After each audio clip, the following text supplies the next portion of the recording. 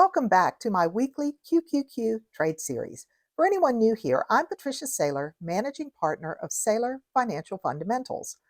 Hoping the audio this week is a little better than it was last week when I came to you from the Hatteras Island Ferry on the North Carolina Outer Banks. It's a lot easier recording from home where I don't have to try to speak over the waves and the engine noise. Today, QQQ is trading at almost $510 a share, which is enough above both of my strike prices that it's a little hard to roll my positions for meaningful income. I'm going to try to raise the strike price of my $499 covered call. I'd like to capture some more capital gains, but still want to be sure I get paid for my contracts this week, so I might have to roll it out 14 days instead of 7.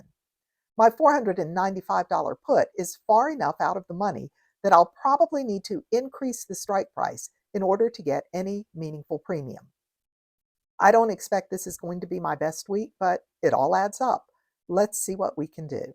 The current share price of QQQ is 509.66, and I have two options positions expiring today. This $495 strike price short put and a covered call with a strike price of $499. The share price has been increasing above the strike price of my call, so I'm going to need to balance my goals of increasing the strike price and generating some meaningful premium. If the share price continues to rise, I may not be able to stay ahead of this for much longer and I may have to accept assignment. But for right now, I'm going to go ahead and see what roles are available to me. So in order to close this current open covered call, let's see how much I'm going to need to pay. Probably between $10.50 and $11 a share. So let's say maybe $10.75. And I'm going to roll out and see if I roll out 1 week, keeping the same strike price, I can bring in at least $12.28. If I raise the strike price to 500, I can bring in $11.44. So that's going to be a pretty small net credit. And if I raise it to 501, which would be my preference, I would have to pay to do that. And since my general rule for myself is to bring in premium every time I touch a trade, I don't really want to do that. So I'm going to look out 14 days. If I roll out 14 days, I could increase the strike price to 501 or 502, potentially giving myself another $200 or $300 in capital gains if I have to accept assignment, and still bringing in a net credit for the roll. So that's probably what I'm going to do. So let's look at these rolls. If I roll out the $499 call, I'm going to look at a couple of strike prices and a couple of dates.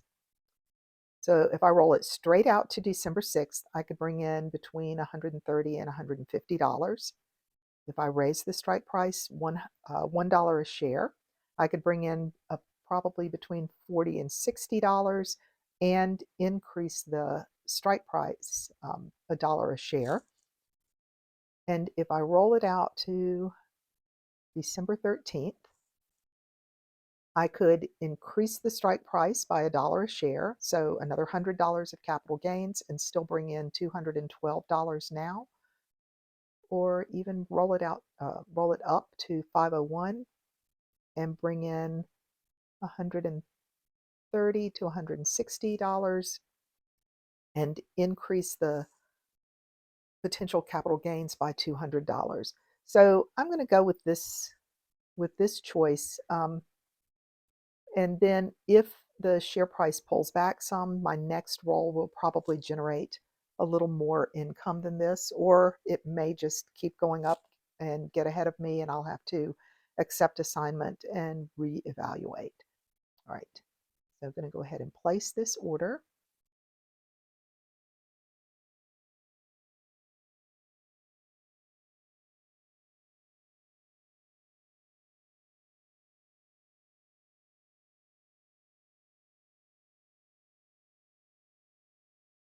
It didn't fill, so I'm going to decrease my ask.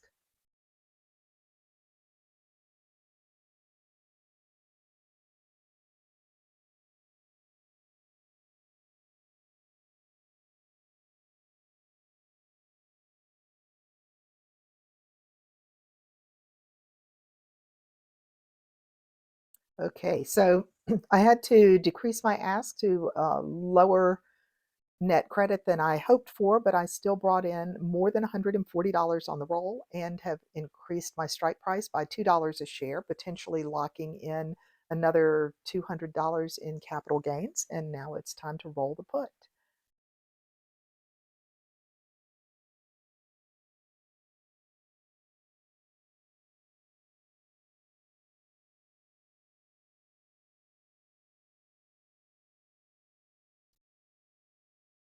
Since I was able to increase the strike price on the covered call by $2 a share, I would be comfortable raising the strike price of the put by the same amount. If I straight roll it out 7 days, I can bring in $52 or $53.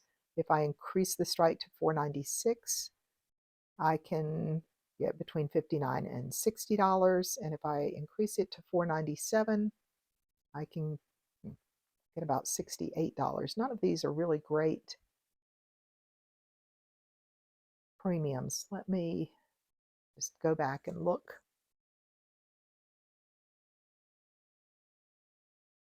Now, I'm not real happy with any of these. I guess this is just going to be a low income um, week for this trade, but it's okay. It all adds up, and maybe we'll be in a position for a little extra boost next week.